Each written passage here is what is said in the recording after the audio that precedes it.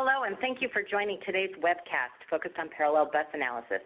I'm joined here by Ken Willis, who is Sigrity's product manager responsible for high-speed signal integrity solutions, and also by Shahryar Mortazard, who is the engineering manager at Brocade, focused on signal and power integrity.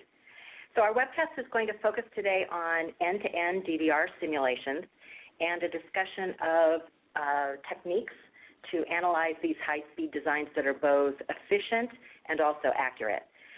Really, the goal here is to enable us to make design improvements.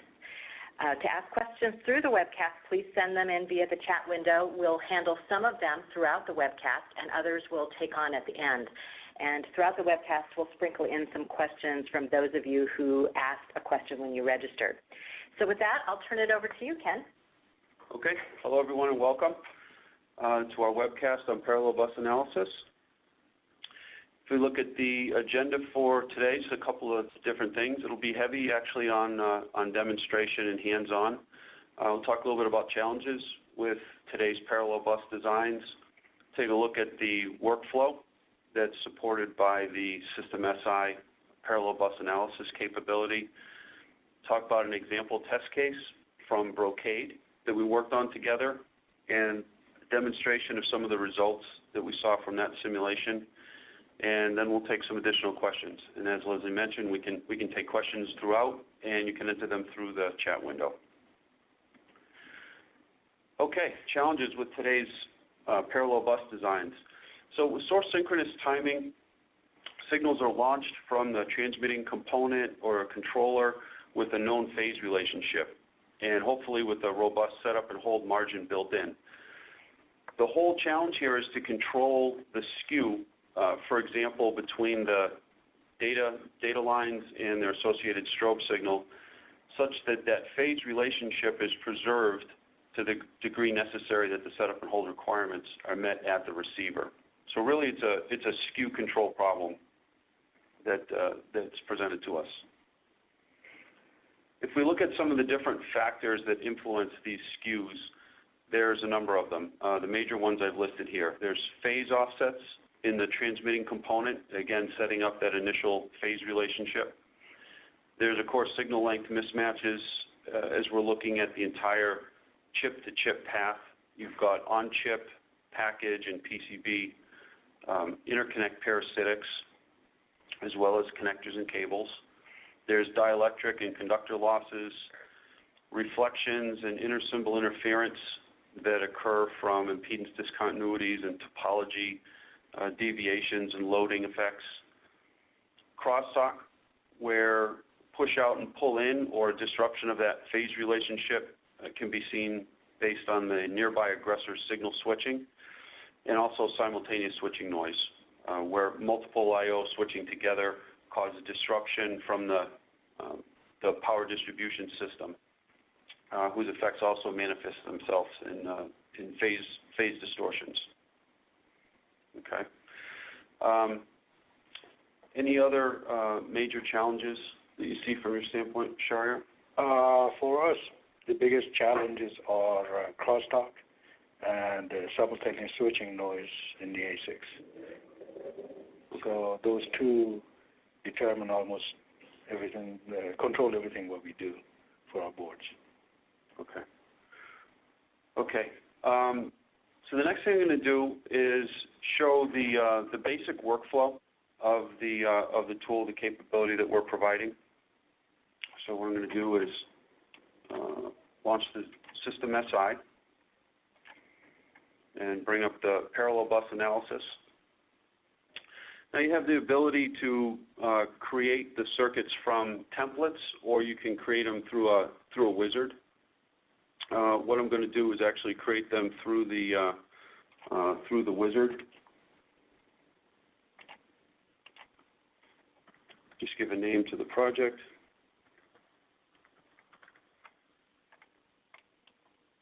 And now you can say what sort of configuration your system is going to be. I'm going to assume non-ideal power, on-card configuration, one memory device. And what that will do is it will synthesize a topology for you. There's no circuits associated with the blocks. The blocks are empty at this point, unconnected, but give you the initial starting point for your topology. Now, in this case, we're going to actually use, you have the option to use package parasitics from the associated IBIS files, or you can put them in separate blocks if you extract them from physical layout. We're going to do the former in this case, a simple case. And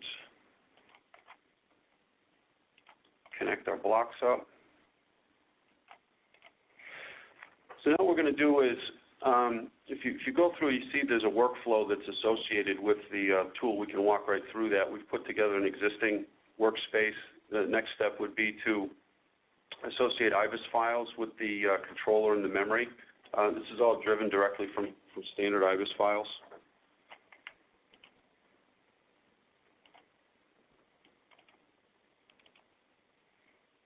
So you select an IBIS file and one of the components within. You can see a controller file that I have in here. This will load all the pins from the IBIS file and show you all the signal names and information from that IBIS component. You also have the ability to define the pull-up and pull-down connections, basically the power and ground buses that feed the different banks of I/O to set you up for non-ideal power analysis. Also, you can define the different bus groups. You see in here we've got a data bus. It's made up of two different groups in here, the lower data and the upper data. They're two separate groups because they have a unique timing reference signal. They have different strobes associated with them. And you can select from the signals in the IBIS file to designate which signals belong to which bus groups. Okay. You also have the ability to define on-die parasitics for the on-die PDS, as well as the package parasitics. We're going to take the ones from the IBIS file in this simple example. And that creates the model for the controller. We'll do a similar assignment for the memory.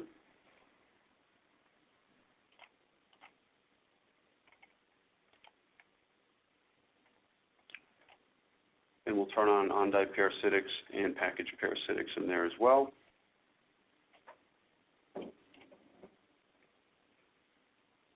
The VRM block, this will be, in this case, the only place where an ideal voltage source is present in the topology. You can see this is set up for DDR3 levels at this point.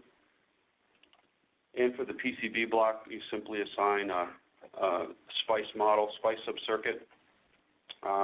This one is just a W element that was synthesized with the T-line editor in System SI. You could put an S parameter file in there or any other kind of a SPICE subcircuit, which we'll see in the brocade case. Okay, then using Sigrity's MCP or model connection protocol, you can easily hook together the different blocks. You can see the terminals in the subcircuits are grouped into connections, and all you do is select the connections, and then all these connections can be seen in a small spreadsheet GUI where you can map signals together. These ones, since the pins match, these automatically connect. And we'll do the same for the memory.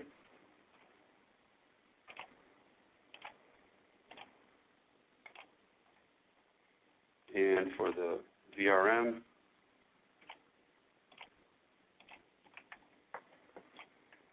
And the circuit's connected up. Okay. All right. So that basically runs us through the building of the topology. You have the ability to go in and take a look at the timing budget. We'll show you the IBIS files associated. It will give you the guaranteed minimum setup and hold from the transmitting component, the required setup and hold times at the receiver, and the associated budget for each of those directions. Actually, Ken, before you go on, let me come to some questions that people asked when they were registering, because you hit on a couple of these topics, I think, and it might be a good moment to expand on it. So two different people, one from San Diego and another from Malaysia, asked about including power noise. So the person from San Diego is looking for information on DDR channel simulations with power noise, and the person in Malaysia is asking about non-ideal return, noise, et cetera. So you've flipped the switch to do it one way or the other. Can you talk a little bit more about what's being included in the simulation that includes those power delivery system effects? Sure. So in the simulation control, you have the ability to simulate with ideal power, or you can turn that off if you have a VRM block in the topology.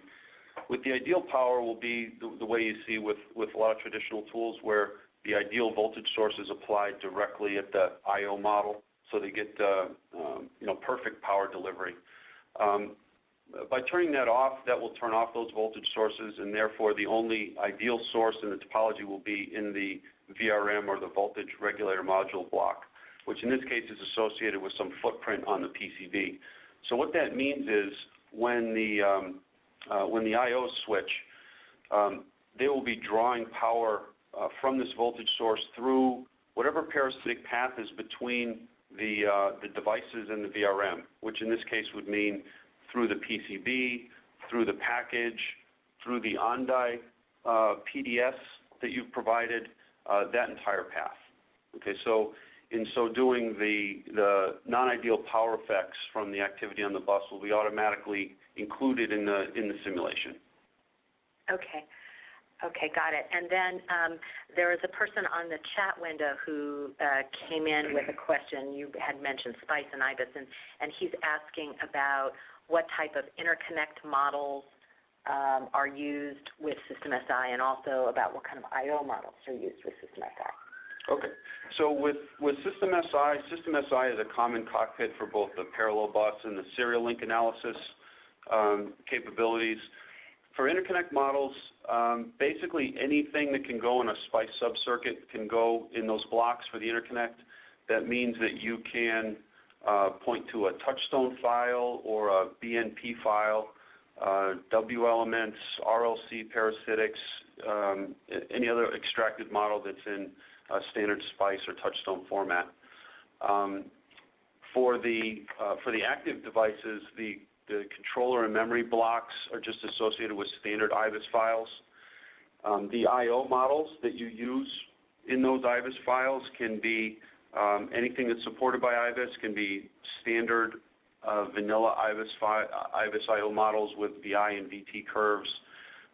It can be power-aware IBIS models with the BIRD 95 and 98 constructs.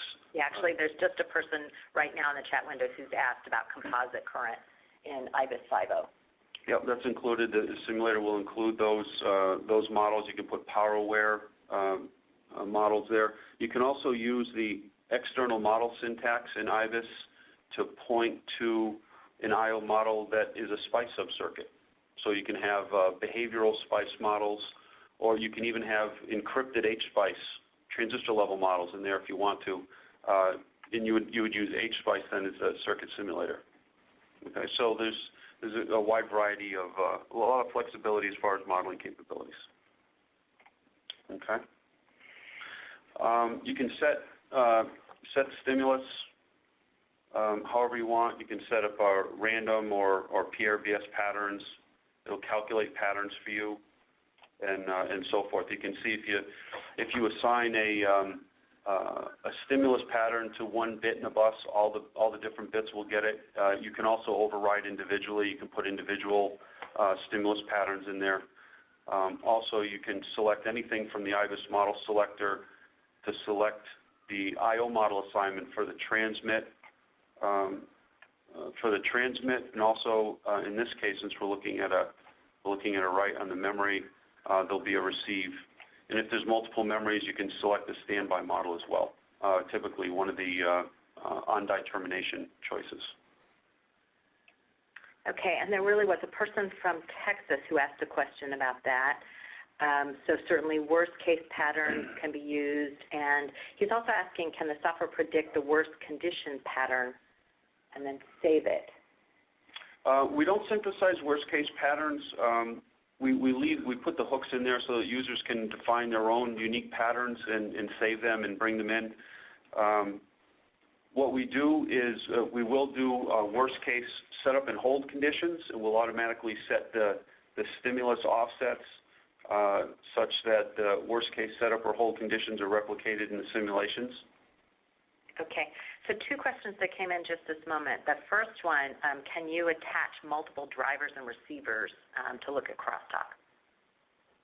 Yeah, you have the ability to assign any I/O models that are available from the IBIS model selector. You can run multiple combinations of those, and it is actually fairly typical, especially in the pre-layout stage when you're trying to select the optimum I/O buffers for the particular topology. Okay. And then another person is asking if the software performs peak distortion analysis. No.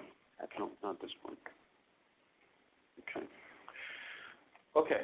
So at this point, let's go back to the slides. Okay. So we've taken a look at the general workflow. You can see it's fairly easy to build a relatively complex topology pretty quickly from IBIS and touchstone and sub-circuit files. The next thing we're going to look at is the brocade test case. So, Shara, if you want to give us some background on this particular test case you had us look at. The particular test case is one of our new products that is coming online. We have historically used DDR2s, and this was the first time we are using DDR3s at higher speeds. So it was extremely important to do the simulation, get a right handle on what we need to do for the layout, and hopefully to get it right at the first go. So that was the main purpose. Okay, very good. Okay, so let's take a look at this test case. So we had built this up and run some analysis on this. If we look at the process that we used, similar to what I showed before, we built an initial topology from scratch, signed IBIS models, extracted interconnect, and hooked up the blocks. We'll step through that quickly. So we generated the topology, again, two different memory devices. So that means that each of these memories will have a transmit, a receive, and a standby model I/O assignment. We loaded the IBIS files as you saw before, adding in the pin mapping for the power and ground feeds, and defined the bus groups and associated the timing reference signals with those groups. The on-die parasitics were included with the memory and the controller devices, and included the package parasitics as well. PowerSI was used to extract the interconnect on the board. You can see a snapshot of the board here. You see the controller ASIC here and the two different memory components, and some plots of the extracted S parameter. We used BNP format for that just because it's same content as a touchstone file, but it's a binary, more compact format that allows us to extract large S parameters and not eat up a lot of disk space, and also improve the time domain simulation performance with the smaller files. So the S parameter file was extracted for the bus and also for the power rail. And then, again, using the spreadsheet, we hooked up the different blocks, mapped the signals across, and built out the topology. Okay, so let's go look at that particular test case.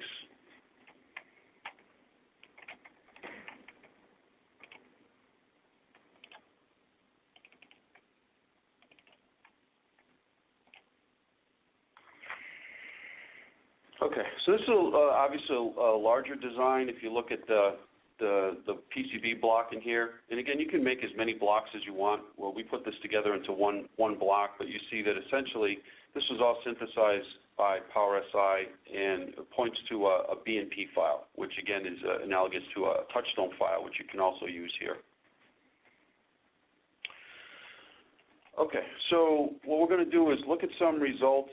Again, this is This is a fairly big case, takes a couple of minutes to run each simulation, so rather than wait for that, I ran a couple of cases ahead of time. I'm just going to bring those results up. I ran a case with the ideal power supply, meaning that the voltage sources are applied directly at the IVIS I/O models. We ran a non-ideal power case, and then a worst case setup scenario after that.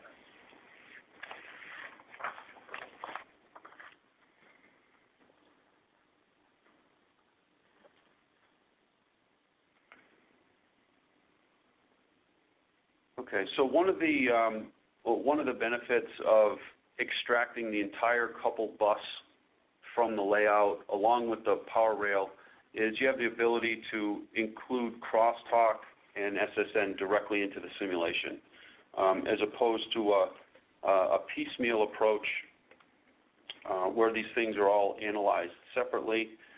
These can all be looked at together.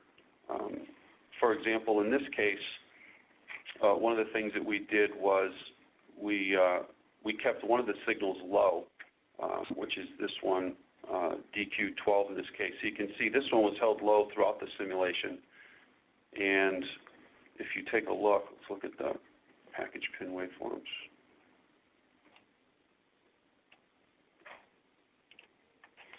You'll see that the crosstalk falls out naturally from the simulation, and all the coupling between the different bits is all included as each part of the simulation.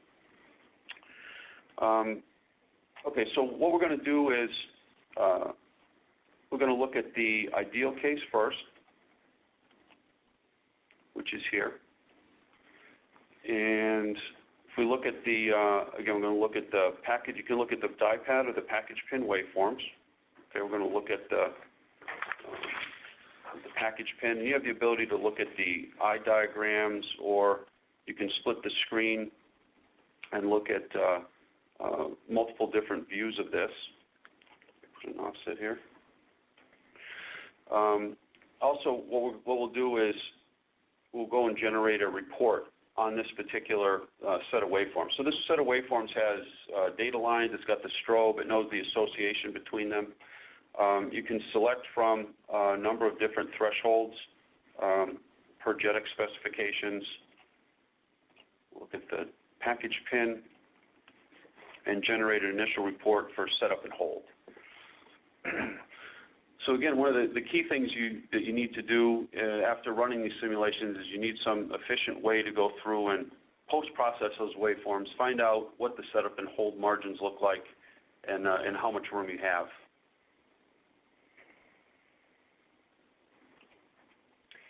In this case, you're doing work on a design where the layout's been completed.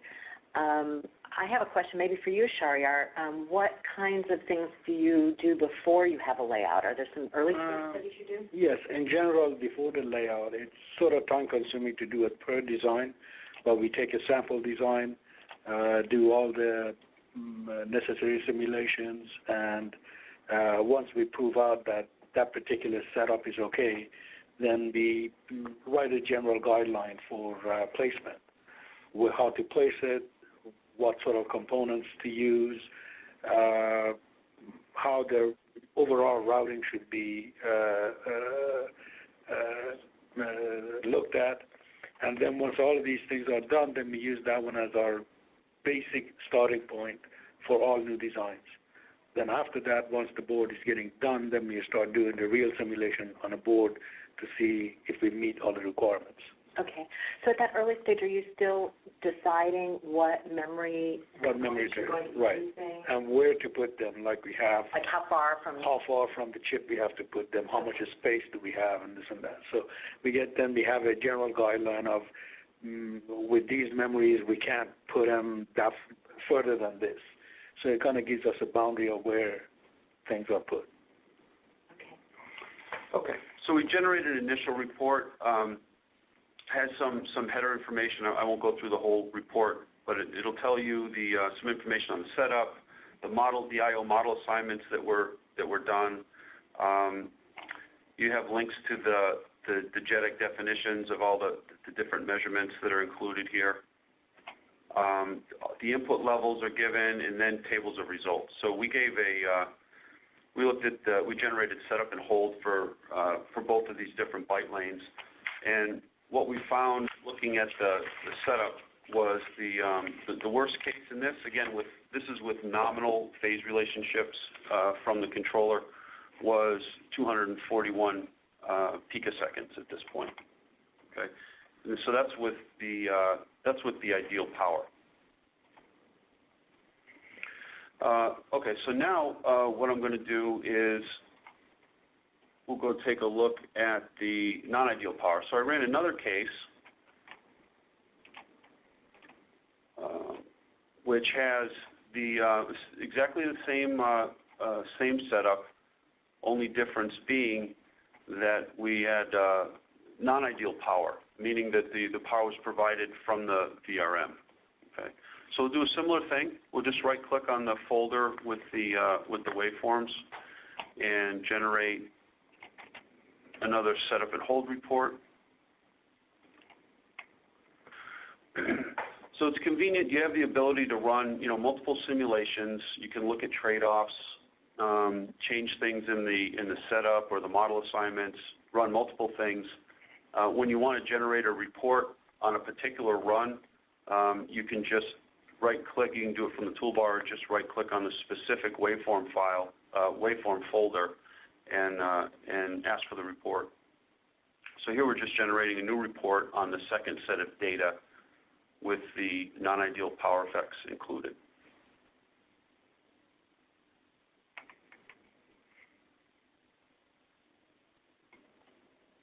Okay. So if you look at this particular case, similar to the previous one, but in this case, you can see that the power does ripple throughout the simulation. It's not rock solid. It's not ideal. It does move throughout. So you can see there was some effect seen from the PDS in this particular system.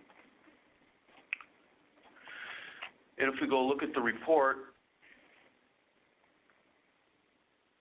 we'll see that the new worst case measurement that we got here was 227, which is obviously it's a difference from the 241 we got initially. So looking at this particular case with ideal power supplied directly to the IOs versus including the PDS of the system and applying the power where it comes into the board, we saw an overprediction in the ideal power case of about a little bit greater than 6%, which doesn't sound like a lot, but again, when you're looking at gigabit data rates and very tight margins, I think the requirement on this particular design was a setup requirement of 25 picoseconds. A number like 14 picoseconds becomes fairly significant. Okay, so we ran another case where we had basically a similar setup to this one, except in this case, we ran a worst case setup condition. So what that means is we were able to set up the stimulus such that the transmission out of the controller had the worst case guaranteed setup time per the specifications. Okay, so you can see some offset between the strobe and the data. It's not perfectly centered anymore. So the idea here is to run a worst case setup condition and take the measurements and see what the setup and hold margins look like.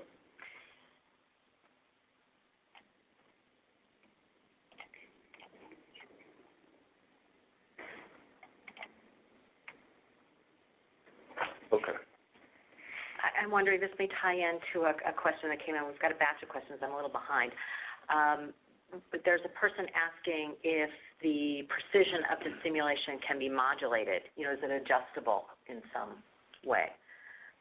Yeah, you have the ability to control the, a number of things. So if you want to run, sometimes you want to run very detailed simulations to get your final margins and do final sign-off.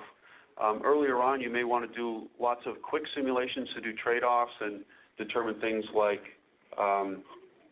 termination and I/O model assignments and various other things. So a couple different ways that you can sort of modulate the quick versus the long simulations. One of them is just by the length of the bit stream. You know, you can run short bit streams to look at trade-offs. That gives you a direct linear reduction in simulation time. Also, you can control the time step, right? So you can set the time step to be a little bit coarser for some of your initial simulations. You may want to ratchet that down for your sign-off.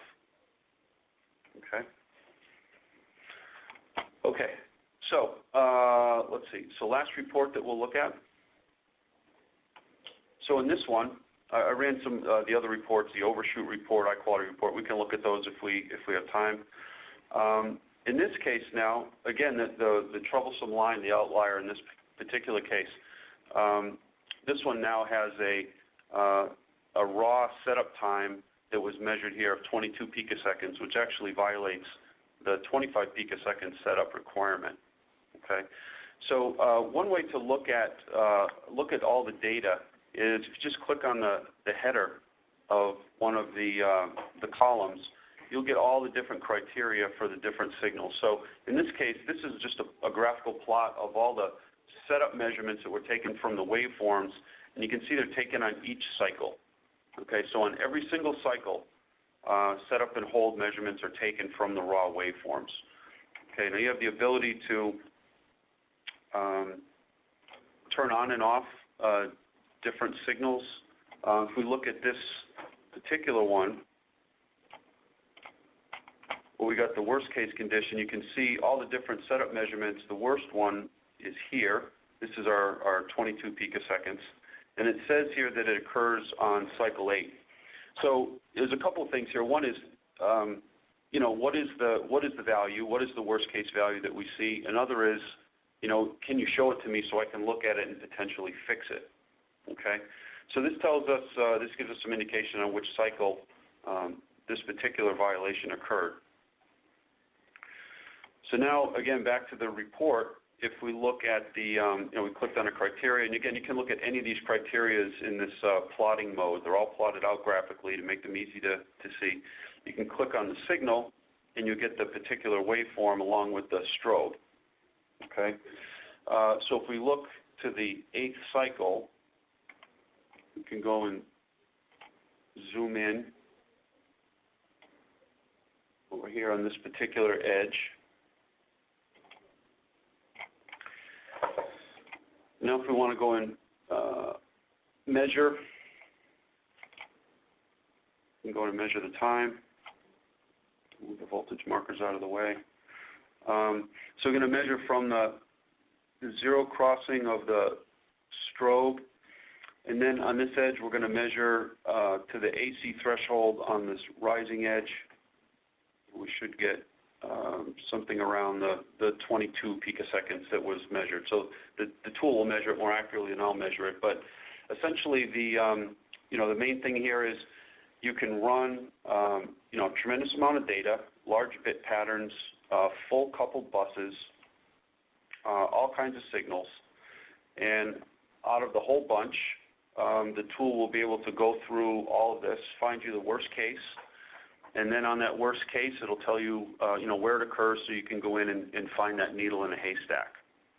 Okay, so let's see. Okay, so anyway, that's basically what we're going to show on the test case. Actually, before you go on, someone asked just a couple of minutes ago. He comments that the DDR3 spec includes slew rate deterioration tables for setup and hold. And are we able to use those tables? Yes. Do we take that into account? Yes, yes, you can take that into account. So when you generate the report, you have the ability to let's see.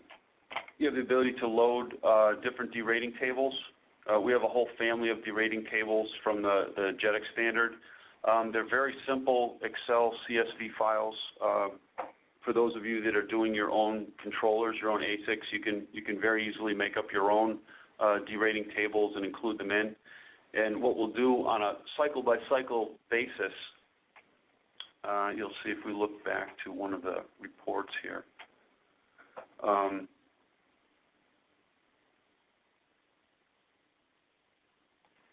we go. Okay, if you look at one of the reports, we'll take the slew rate, we'll measure the slew rate on the timing reference signal on each cycle. Also the slew rate of the data on each cycle. Pull out whatever delta would come from the derating table. Take that adjusted value and adjust the raw setup and hold measurement from the waveform into an adjusted value.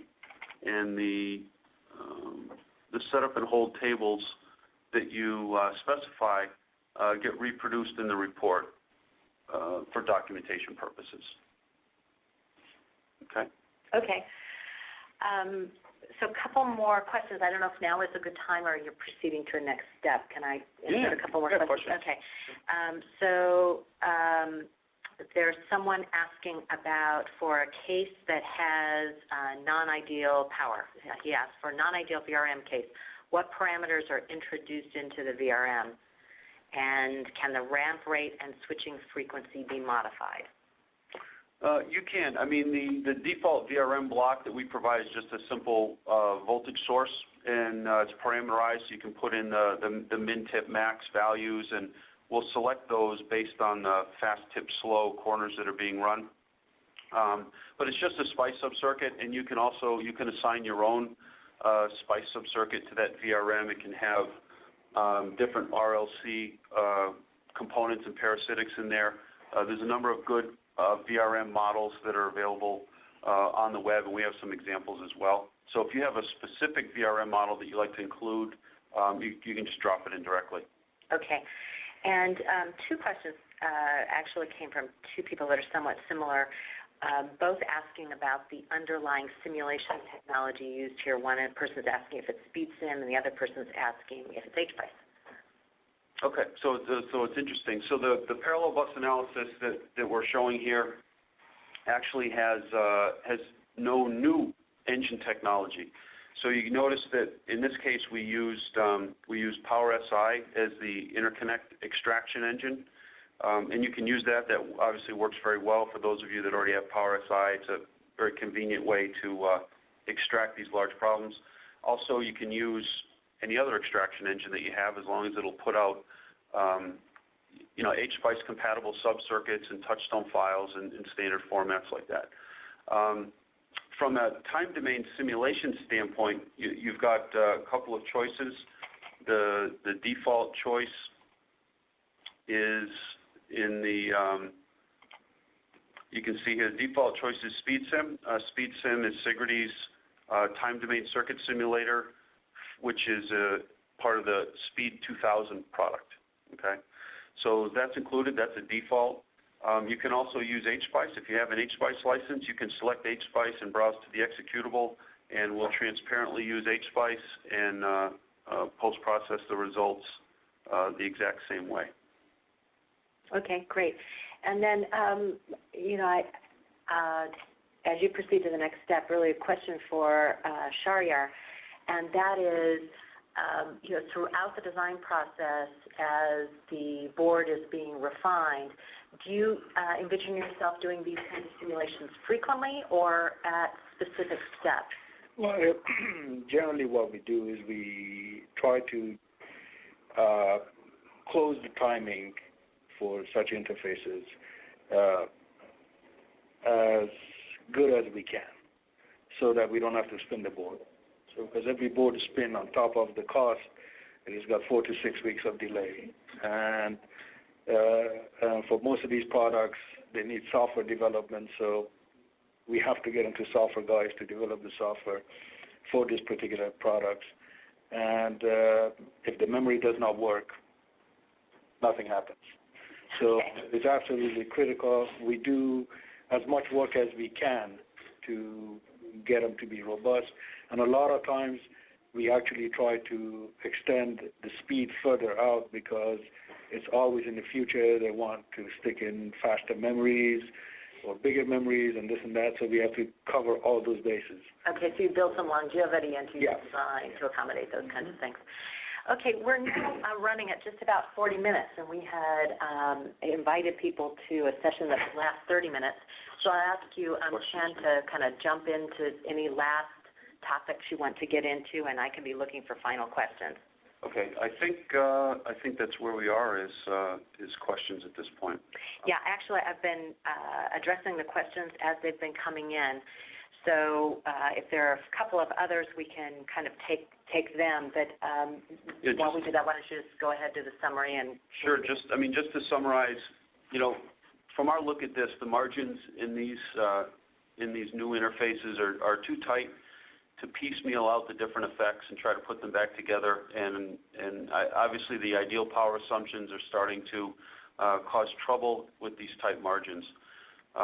So we worked on System SI to try to do a comprehensive job of this and include all these effects concurrently, the reflections and crosstalk and SSN together in the same simulation to more closely emulate the hardware that you have on the lab bench. So obviously we have focus on serial link interfaces and also today's topic of parallel interfaces.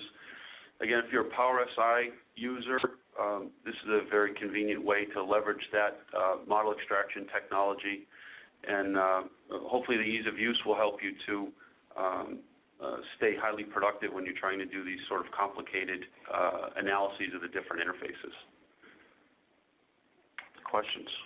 Okay, just one here that we'll go to before we call it quits for this morning, and that is one of the people was asking about the reports that you were showing, and he's wondering, are those HTML reports that he can share with people that don't have the license for System SI, or does the person viewing them need to have System SI to see the reports as well?